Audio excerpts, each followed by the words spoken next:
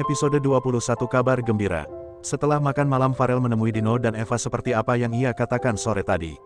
Dengan perasaan campur aduk, kedua orang itu masuk ke dalam ruangan kerja tuan mereka. "Permisi tuan," ucap mereka membungkuk di depan meja kerja Farel setelah sebelumnya mereka mengetuk pintu terlebih dahulu. "Duduklah," perintah Farel tanpa berekspresi membuat Dino dan Eva nampak semakin takut. "Kalian tahu kenapa aku memanggil kalian ke sini?" tanya Farel menatap tajam dua orang di depannya. "Iya tuan, kami tahu. Kami sangat menyesal karena telah melakukan kesalahan besar. Kami minta maaf," seru mereka berdua menunduk takut dengan perasaan gugup. "Lalu kalian ingin aku berbuat apa?" tanya Farel menahan tawa melihat ekspresi bawahannya. Sebenarnya tadi sore ia memanggil Dino dan Eva karena ingin menghukum mereka berdua, namun setelah mengetahui kabar kehamilan istrinya dan menyalakan ponsel miliknya yang sejak ia rapat belum ia aktifkan, Farel melihat beberapa notifikasi panggilan tak terjawab dari nomor bawahannya tersebut. Bukan hanya sekali tapi beberapa puluh kali notifikasi itu masuk ke dalam ponsel miliknya bersamaan dengan beberapa pesan yang mengatakan jika Cilmia pingsan, bahkan bawahannya itu sampai mengirim gambar Cilmia yang sedang terbaring lemah di ruang UKS. Mengetahui hal itu, Farel menjadi tahu jika mereka sudah berusaha menjalankan tugas mereka dengan baik, namun keadaan dan waktu yang tidak berpihak pada mereka. Apalagi Farel juga melihat bahwa mereka bukan hanya melindungi istrinya semata-mata itu karena tugas mereka, namun di dalam hati mereka, bawahannya itu melakukan semua ini sebab mereka sangat menyayangi istrinya. Farel dapat melihat cara mereka menatap istrinya seperti mereka menatap seorang adik kesayangan yang sangat butuh perlindungan dari keduanya. Hal itu membuat Farel senang dan bahagia mengetahui jika ia tidak salah pilih orang untuk menjaga dan melindungi keselamatan istrinya. "Kalian ingin aku melakukan apa?" tanya ulang Farel. "Terserah Tuan Ray saja, kita berdua memang salah jadi kita menerima apapun hukuman yang Tuan Ray berikan," jawab pasrah mereka. "Kalau begitu kalian berdua berdiri," perintah Farel. Seketika Dino dan Eva segera mengangkat wajahnya lalu berdiri sesuai perintah tuan mereka. "Eva, kamu tolong beritahu semua para pelayan di rumah utama ini dan minta mereka berkumpul di halaman depan, dan kamu Dino tugasmu juga sama dengan Eva, namun bedanya kamu memberitahu para bodyguard di rumah ini untuk berkumpul di halaman depan juga. Ingat ya, aku bilang semua berarti semuanya, bukan yang inti saja," ucap Farel dan segera dijawab anggukan kepala oleh mereka berdua. Dino dan Eva keluar dari ruangan dan segera bergegas pergi melaksanakan tugas mereka. Tak lama mereka berdua kembali dan memberitahu jika mereka sudah melaksanakan perintah Farel dan sekarang para bodyguard dan para pelayan semuanya sudah berkumpul di halaman. Farel kemudian berdiri dari duduknya dan berjalan menuju halaman depan di mana para bawahannya berkumpul di sana. Halaman depan rumah utama. Di tempat yang memiliki ukuran yang sangat luas tersebut, tampak semua orang yang tinggal di rumah utama sedang berkumpul di sana. Tercatat ada lebih dari pelayan dan bodyguard sedang berkumpul di sana. Bukan hanya mereka saja tapi orang yang bekerja sebagai tukang kebun dan orang satpam juga berkumpul di sana memenuhi perintah tuan mereka.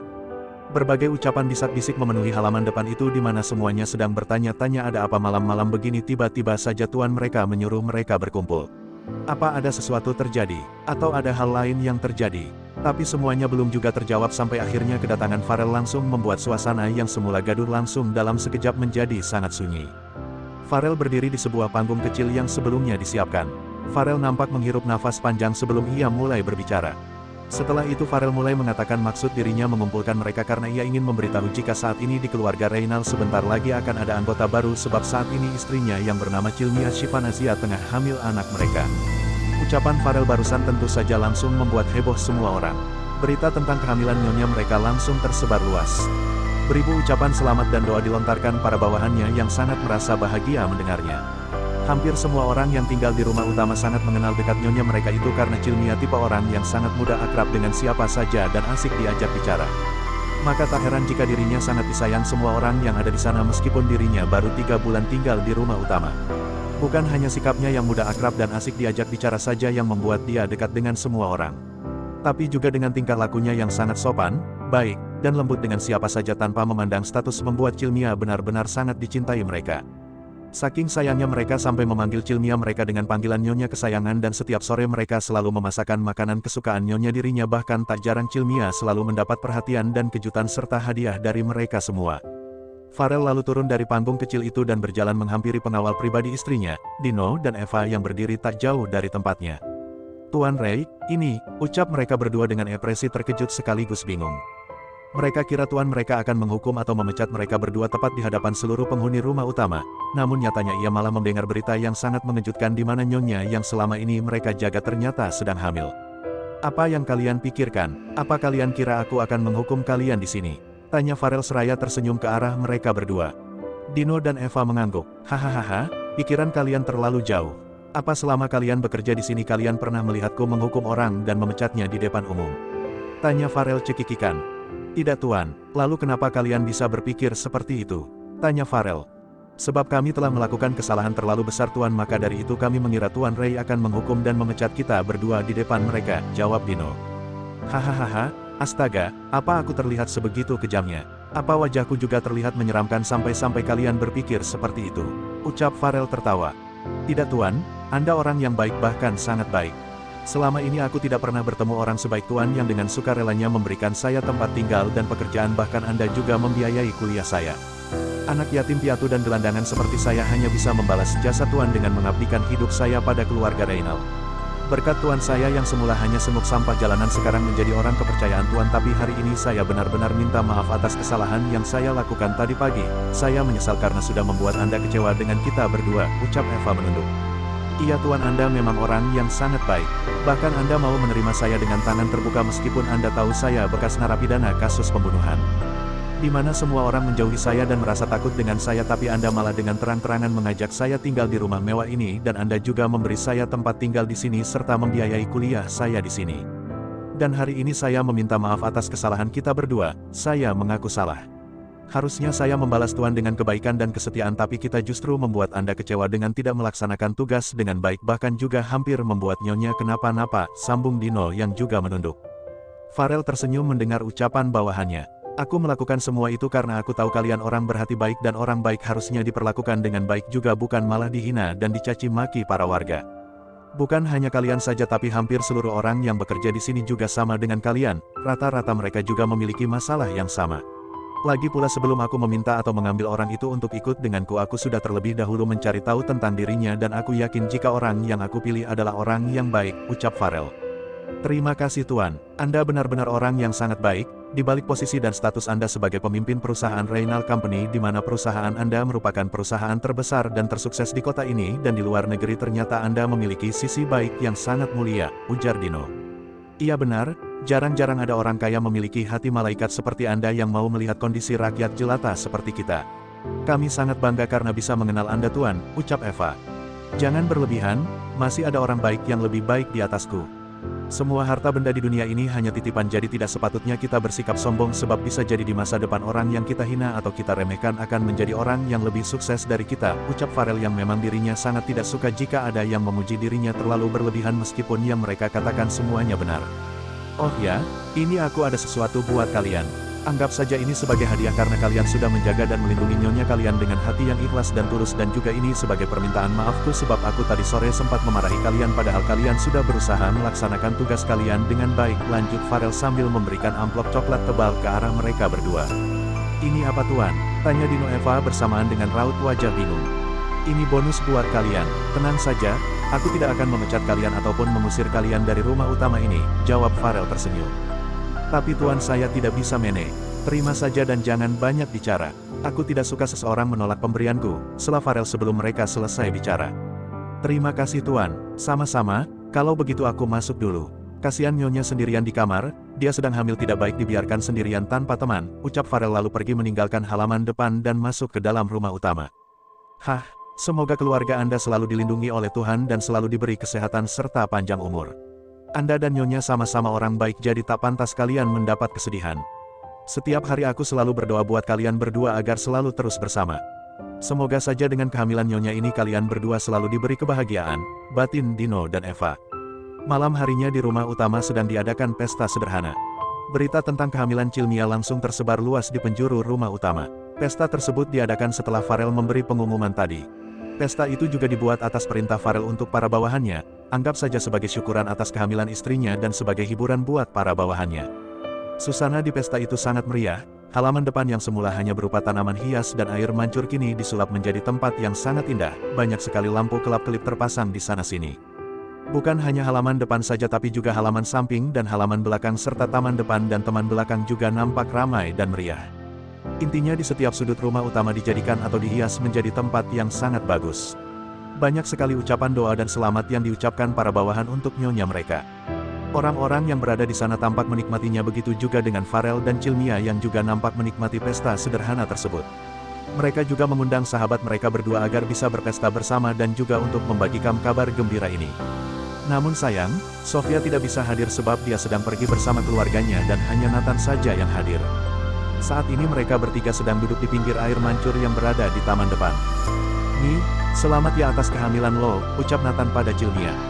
"Iya makasih ya Nat," balas Cilmia tersenyum. "Udah berapa bulan?" tanya Nathan penasaran. "Gak tahu, aku belum memeriksanya. Orang aku sendiri taunya juga baru tadi siang," jawab Cilmia.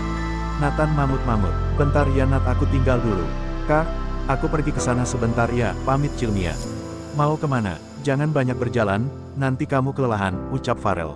"Sebentar saja Kak, aku cuman mau pergi ke sana doang, gak akan kecapean," ucap Cilmia menunjuk tempat yang ingin dia tuju. "Baiklah, tapi ingat hanya ke sana saja ya, jangan keluyuran kemana-mana. Kamu sekarang sedang hamil muda jadi jangan sampai kelelahan," peringat Farel. "Iya Kak," jawab Cilmia lalu pergi dari sana meninggalkan Farel dan Nathan sendirian di sana. Sepeninggal Cilmia, Nathan lalu menggeser duduknya menjadi lebih dekat dengan Farel. "Rel, jadi Mia sedang nyidam bukan gila?" tanya Nathan pada Farel. "Iya, ternyata Cimi itu sedang hamil makanya tingkahnya aneh. Aku kira dia sedang gila, nggak taunya itu hormon kehamilan." "Hahaha," jawab Farel cekikikan. "Berarti sebentar lagi lo bakal punya anak dong?" tanya Nathan. Sebentar lagi gue bakal punya anak dan jadi orang tua. Terus nanti kalau dia udah lahir gue akan dipanggil Daddy dan Cimi dipanggil Mommy." "Duh Nat, gue seneng banget, rasanya tuh gue nggak sabar mau lihat dia dan peluk dia terus gue ajak main. Astaga, gue beneran nggak sabar menanti hari itu tiba," jawab Farel bahagia. "Gue juga ikut seneng karena kalau lo jadi Daddy gue juga bakal jadi papa, anak lo anak gue juga," sahut Nathan yang ikut bahagia. Mereka berdua lalu tertawa bersama. "BTW kalau Mia hamil berarti lo nggak jadi periksa dia ke dokter psikolog dong?" tanya Nathan menatap Farel. "Ya enggak lah, orang Cimi sedang nyidam bukan gangguan mental," jawab Farel. "Oh gue pikir lo bakal tetap membawa dia ke dokter psikolog. Kali aja gitu lo masih menganggap Mia gila." "Hahaha," ucap Nathan sedikit tertawa. "Kagak lah, ya kali orang hamil dibawa ke rumah sakit jiwa, ada-ada aja ya lo kalau ngomong," balas Farel sedikit memukul pelan tangan Nathan. Kebetulan Cilmia yang kala itu baru saja kembali tak sengaja mendengar obrolan mereka, sedetik itu juga wajahnya yang semula ceria langsung berubah menjadi kesal. "Apa Nat?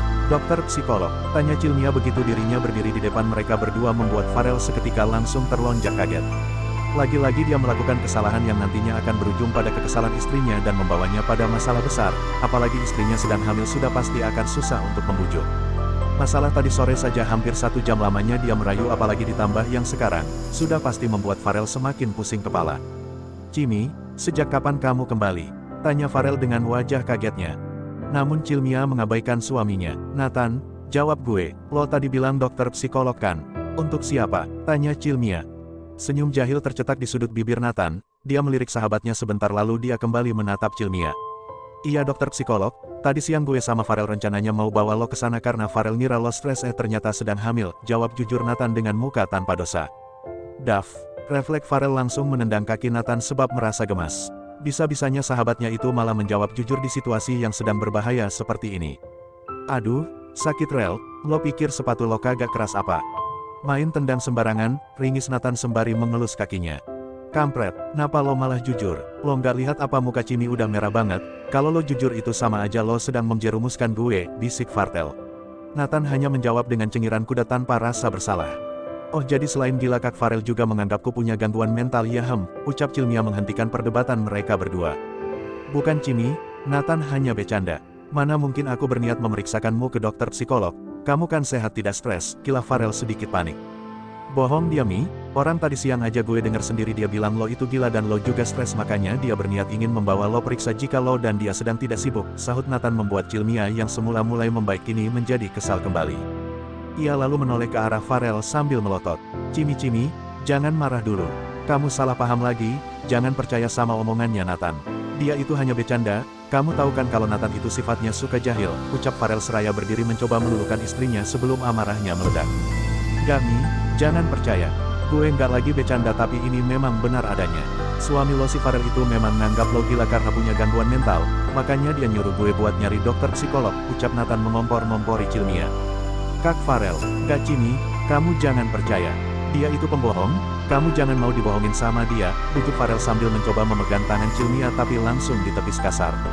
Tanpa banyak bicara Cilmia lalu berbalik dan masuk ke dalam rumah utama sambil cemberut. Sialan, gara-gara Eloni Cimi jadi ngambek lagi. Awas aja kalau sampai Cimi marah sama gue, bulan ini lo nggak akan gue kasih gaji utuh, ancam Farel sebelum dirinya berlari mengejar Cilmia. Ancam aja gue kagak takut, kalau misal gaji gue berkurang gue tinggal ngadu aja sama Mia pasti nanti gaji gue kembali utuh lagi. Dengan modal sedikit wajah melas dan rayuan gue yakin Mia bakal minta lo buat balikin gaji gue, balas Nathan sedikit berteriak. Ag, awas aja lo Nat, kalau Cimi beneran marah lo harus tanggung jawab, sahut Farel kesal. Hahaha, selamat menikmati detik-detik tidur sendiri, oh ya jangan lupa ya bawa selimut dan bantal kalau diusir dari kamar, ledek Nathan tertawa mengejek sahabatnya. Farel tak menanggapi, dia terus berlari mengejar istrinya yang tengah marah padanya. Setelah sampai di kamar dia melihat istrinya sedang duduk di atas ranjang. Farel lalu menghampirinya sambil memanggil nama istrinya, seketika Cilmia langsung membuang muka dan tidur membelakangi dirinya. Cimi, jangan marah, jangan salah paham dulu, omongan Nathan jangan dipercaya. Dia itu hanya bercanda supaya kita marahan, ucap Farel mencoba membujuk istrinya. Enggak, aku nggak percaya sama kakak.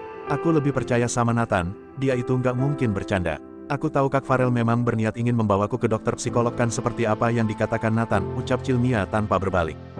Tidak bukan seperti itu Cimi, kamu salah, ucap Farel berkilas supaya istrinya tidak marah lagi. Udahlah Kak, jangan bohong. Aku tahu Kak Farel memang menganggapku gila dan punya gangguan mental kan makanya akhir-akhir ini kakak selalu menghindar jika aku mendekat, ucap Cilmia membuat Farel semakin bingung, panik, dan cemas. Dia lalu kembali mencoba membujuk istrinya namun Cilmia hanya diam tanpa menjawab. Bahkan Cilmia menyuruh Farel untuk tidak bicara lagi dan melarang dirinya untuk memeluk tubuhnya. Dengan terpaksa Farel menuruti, akhirnya malam ini dia tidur sendiri tanpa memeluk seperti biasanya. Ah http, dasar Nathan sialan. Gara-gara dia bilang dokter psikolog, malam ini aku harus tidur sendiri tanpa memeluk Cimi. Awas aja kalau ketemu, aku akan buat perhitungan sama dia. Duh ya ampun, aku harus gimana ini, aku nggak bisa tidur kalau tidak memeluk Cimi, batin Farel frustasi. Keesokan paginya Farel terbangun akibat mendengar suara berisik dari dalam kamar mandinya. Suara yang selama seminggu ini selalu menyambut dunia paginya. Samar-samar telinganya mendengar suara orang yang sedang muntah, bukan hanya sekali namun beberapa kali bahkan suara itu semakin lama semakin keras membuat Farel dengan terpaksa membuka kedua kelopak matanya yang masih terlalu berat. Huek, huek, huek, uhuk, uhuk, huek, uhuk.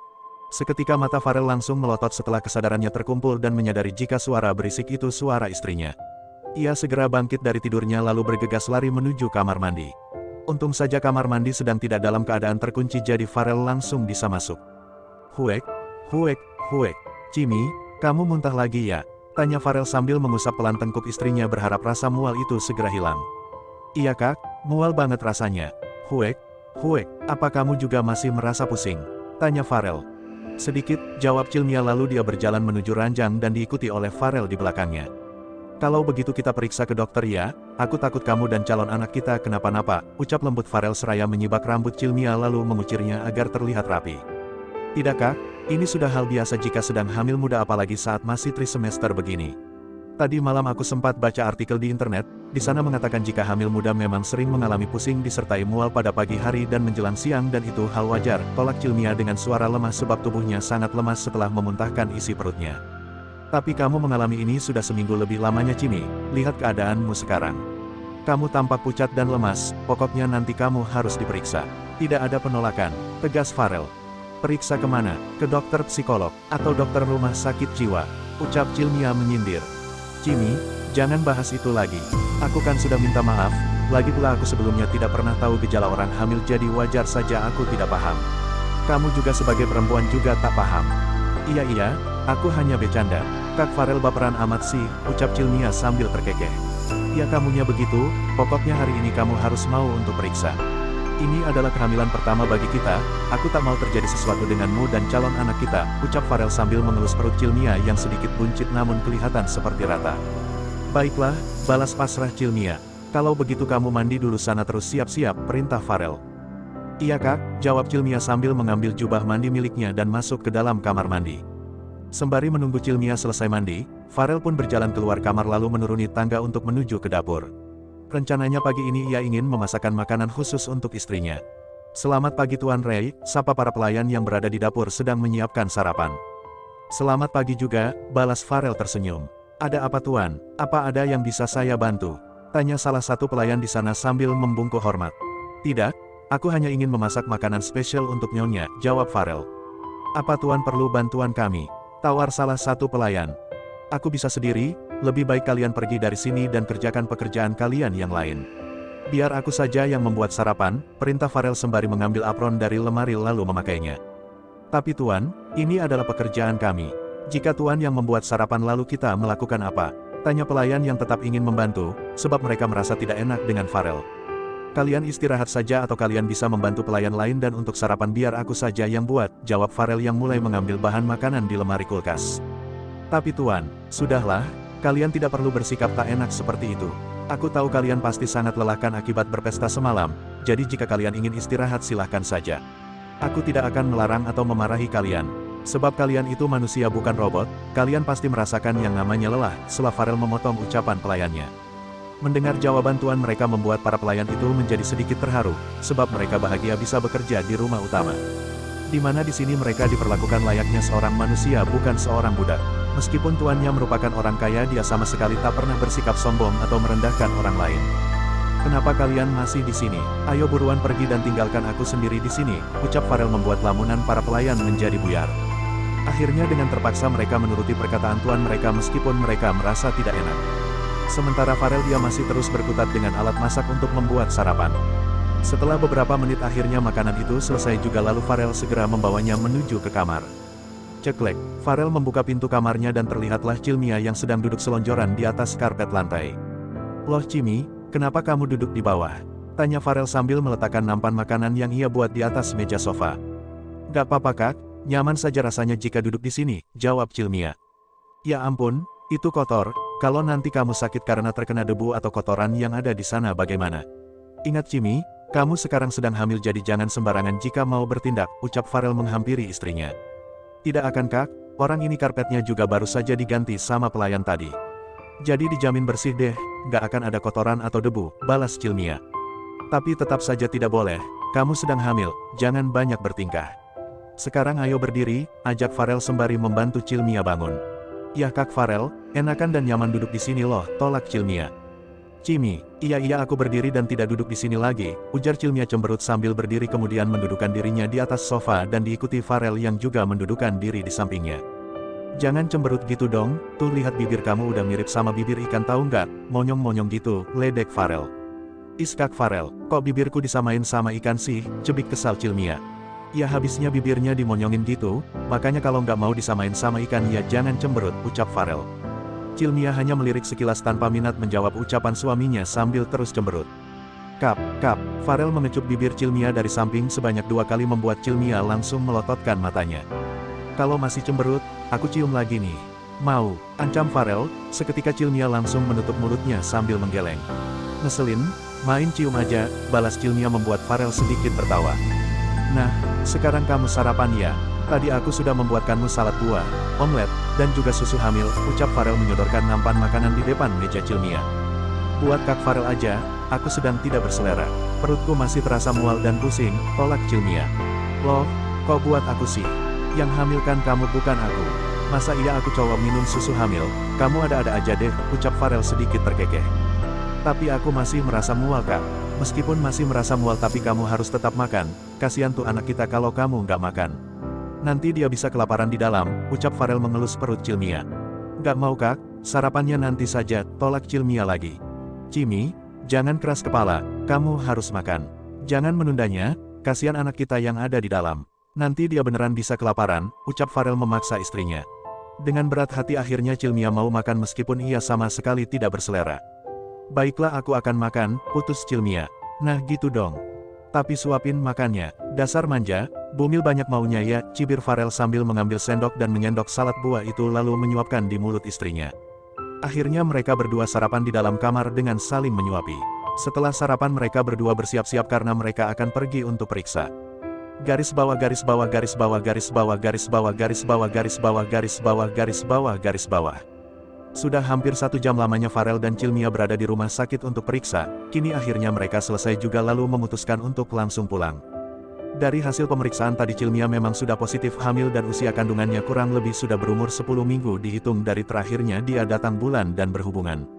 Farel dan Cilmia bukan hanya periksa saja namun mereka juga sempat bertanya-tanya mengenai kehamilan tentang apa gejala dan info lainnya. Kini mereka berdua sedang berada di dalam mobil. "Cimi," panggil Farel saat dirinya baru saja mendudukkan dirinya di kursi pengemudi. "Iya kak, ada apa?" tanya Cilmia. "Kamu tadi dengarkan apa kata dokter? Kamu jangan sampai kecapean atau kelelahan sebab itu akan mempengaruhi kondisi kehamilanmu. Jadi mulai sekarang kamu jangan lagi membantu para pelayan atau tukang kebun dalam mengerjakan pekerjaan mereka. Kamu cukup duduk diam di kamar saja," jawab Farel menatap dalam manik mata Cilmia. "Tapi kak, kalau aku bosan bagaimana?" tanya Cilmia.